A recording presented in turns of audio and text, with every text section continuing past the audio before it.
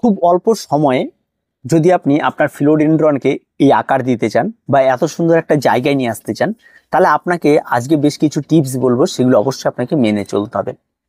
প্রথম যে বিষয়টি রয়েছে সেটা হচ্ছে এই গাছটিকে লাগানো রয়েছে ঘেঁস মিডিয়াতে।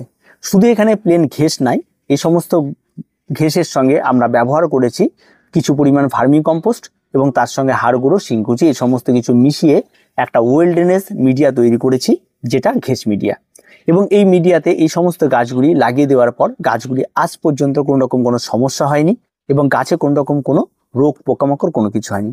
তবে গাছ লাগালে এই যে রোগ পোকামাকড় হবে না, এমনটা ধারণা করাও ভুল। কারণ গাছের রোগ পোকামাকড় সবসময় গাছের গোড়ার উপর নির্ভর করে না, উপরে পরিবেশের উপরেও নির্ভর করে। তাই রোগ পোকামাকড় যে কোনো সময় আপনার গাছে ধরতেই পারে। আর রোগ পোকামাকড় ধরা মানেই গাছ শেষ, এমনটা ধারণাটাও ঠিক নাই, তারও কিন্তু প্রতিকার রয়েছে। তো গাছটিকে এই মিডিয়াতে লাগিয়ে দেওয়ার পর গাছটিকে আস্তে আস্তে বেড়ে উঠেছে, গাছটিকে প্রতিনিয়ত জল দেওয়া হয়েছে। তবে এখানে আমি মাঝে মধ্যে রাসায়নিক খাবার ব্যবহার করেছি, যে খাবারটিতে আমি ভীষণ উপকারে পেয়েছি সেটা হচ্ছে NPK 1261 এবং NPK 20-20-20। এই দুটোকেই 1 গ্রাম করে আমি 1 লিটার জলে গুলিয়ে নিয়ে এই সমস্ত গাছে 200 ml করে ব্যবহার করেছি। আর এটা প্রতি মাসে একবার করে আমি ব্যবহার করে থাকি। এটা গেল গাছের খাবারের দিক, যেটা বেড়ে ওঠার মূল মন্ত্র। এবার আসি গাছের পাতা। এই যে পাতাগুলি দেখতে পাচ্ছেন, পাতা এত তাড়াতাড়ি পাতা বেরোনোর এবং পাতাগুলি এত গ্লেজি হওয়ার বেশ কিছু কারণ রয়েছে। প্রথম কথা হচ্ছে এই সমস্ত পাতাগুলিকে প্রতিনিয়ত আপনাকে পরিষ্কার পরিচ্ছন্ন করতে হবে এবং গাছের পাতা যত বেশি আপনি পরিষ্কার পরিচ্ছন্ন রাখবেন তার গ্লেজি ব্যাপারটা তত বেশি হবে এবং খুব ফাস্ট এই সমস্ত গাছগুলিকে পাতা বেরোবে। আর তার সঙ্গে সঙ্গে অবশ্যই এই বর্ষাকাল আসলে এই সমস্ত গাছে দেখবেন বিভিন্ন ধরনের রুট সাইড দিয়ে বেরোবে, যে রুটগুলি এদিক ওদিক ছড়িয়ে পড়তে পারে বা পাশের টবে গিয়ে তারা বসে যেতে পারে বা সেখান থেকে খাদ্য শোষণ করতে পারে। আর তার সঙ্গে সঙ্গে কিন্তু এই সময় কিন্তু নতুন চারাও তৈরি হতে পারে এই সমস্ত গাছের। তো এই সময় যদিও আমার গাছে এখনো পর্যন্ত কোনো রকম কোনো চারা তৈরি হয়নি, তার জন্য আমি দেখাতে পারছি না, যদিও হয়ে থাকে এই সময়।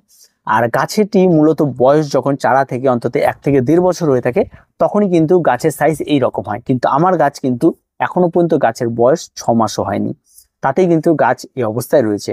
আর গাছটি যখন চারাটি নিয়ে এসেছিলাম তখন আপনাদের দেখিয়েছিলাম এবং আমি এখনো পর্যন্ত গাছের পাতা কাটিনি। প্রথম যে পাতাগুলি রয়েছে সেই পাতাগুলি এগুলি রয়েছে প্রথম পাতা, আর এখন শেষ পাতা যেগুলি রয়েছে এই অবস্থায়। আমি ধরে রাখতে পারছি না গাছটিকে, তো এই অবস্থায় রয়েছে। তো বুঝতেই পারছেন। তো যাই হোক, আপনাদেরকে দেখিয়ে দেওয়া হবে ভালো করে।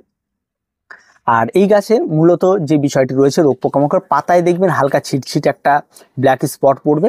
এই স্পট পড়লে ভয় পাবেন না। প্রথম অবস্থায় যখন আপনারা এটা দেখবেন, পুরো পাতাটিকে পরিষ্কার করে দেবেন এবং পাতায় একটু অ্যান্টিফাঙ্গাল স্প্রে করে দেবেন। এখানে কপার অক্সিক্লোরাইড যুক্ত অ্যান্টিফাঙ্গাল আপনারা স্প্রে করার চেষ্টা করুন, তাহলে কাজটা খুব তাড়াতাড়ি হয়। আর পাতা যত বেশি ধুলোমুক্ত রাখবেন তত কিন্তু ভালো হবে।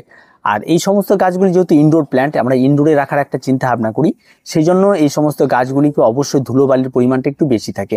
তো ইনডোর মানে ঘরের মধ্যে মানে ধুলোবালি হবে না এমনটা নয়। আমাদের ঘরে যদি ফ্যান চলে, এসি চলে, তাহলে কিন্তু প্রচুর পরিমাণে বাইরে থেকে ধুলো কিন্তু চলে আসে। আর সেই সূক্ষ্ম সূক্ষ্ম ধুলোগুলো কিন্তু এই সমস্ত গাছের পাতার মধ্যে পড়ে। তাই সেই সমস্ত পাতার যে ধুলো জমে থাকে সেই ধুলো থেকে কিন্তু পরে ফাঙ্গাল আক্রমণ ঘটে। তাই সেই সমস্ত পাতাগুলিকে পরিষ্কার পরিচ্ছন্ন রাখতে হবে।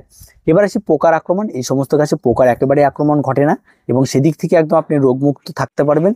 আর তেমন কোনো পেস্টিসাইড স্প্রে করা এই গাছে কোনো প্রয়োজন পড়বে। আর যদি কখনো যদি দেখেন কোন রকম কোনো পোকার আক্রমণ, সেটা আপনার চোখে পড়বে, কারণ গাছের পাতাটি এতটাই বড় আর এতই কম পাতা, আর যে পাতাতেই ধরবে সেটা আপনার চোখে পড়বে, তখন আর সেটা আপনার সরিয়ে দেবেন। স্প্রে করার কোনো প্রয়োজন নেই। ইনডোর প্ল্যান্ট তো ঘরের মধ্যে অনেক সময় রাখা হয়, তো কীটনাশক কখনো স্প্রে করার প্রয়োজন পড়বে না। এবার আসি যেটা বিষয়টা, সেটা হচ্ছে গাছের মনিটরিং। অবশ্যই আপনাকে গাছের মনিটরিং করতে হবে, প্রতিনিয়ত গাছকে দেখতে হবে গাছের সমস্ত কিছু ঠিক আছে কিনা, গাছটি আমার কিভাবে বাড়ছে এবং গাছের খাবার দাবার কি রয়েছে, এই সমস্ত বিষয়গুলিকে একটু নজর রাখতে হবে। গাছের নিচে কোনো পুরনো পাতা রয়েছে কিনা, সেটাকে কাটবো কিনা, গাছের শেপটা নষ্ট হবে কিনা, এই সমস্ত চিন্তা ভাবনাগুলো কিন্তু আপনাকে করতে হবে। আর গাছটি যখনই বসাবেন অন্তত 10 ইঞ্চি মাপের টবে বসাবেন, তাহলে গাছটি কিন্তু ভালো অনেকটা মাটি পাবে, অনেকটা জায়গা পাবে, খুব তাড়াতাড়ি গ্রোথ নেবে। তো এই হচ্ছে এই গাছের পরিচর্যা। আর বর্ষাকাল আসলে অবশ্যই গাছটিকে নিয়ে সমস্যা রয়েছে। যদি খোলা আকাশের নিচে থাকে, বৃষ্টির জল জমে যায়, তাহলে কিন্তু গাছ নষ্ট হয়ে যাবে। তাই অবশ্যই বর্ষার জল থেকে আপনাকে বাঁচতে হলে কিন্তু অবশ্যই আপনাকে এই জিনিসটা খেয়াল রাখতে হবে যেন গাছে বর্ষার জল না পড়ে। তার জন্য কিন্তু আপনাকে প্রতিনিয়ত কিন্তু আপনাকে শেডের নিচে রাখতে হবে। এই জিনিসটা অবশ্যই আপনারা একটু মেনে চলবেন, তাতে কিন্তু আপনার গাছের জন্য অনেকটাই ভালো।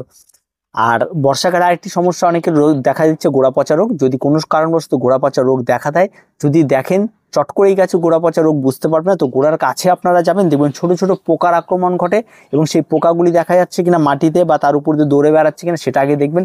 যদি প্রথম অবস্থায় দেখেন হ্যাঁ দেখা যাচ্ছে ছোট ছোট পোকা, তাহলে অবশ্যই আপনারা সেখানটায় সামান্য পরিমাণ ফরাডন ব্যবহার করে দেবেন গাছের গোড়াতে, দেখবেন এই সমস্যা থেকে আপনারা মুক্তি পেয়ে যাবেন।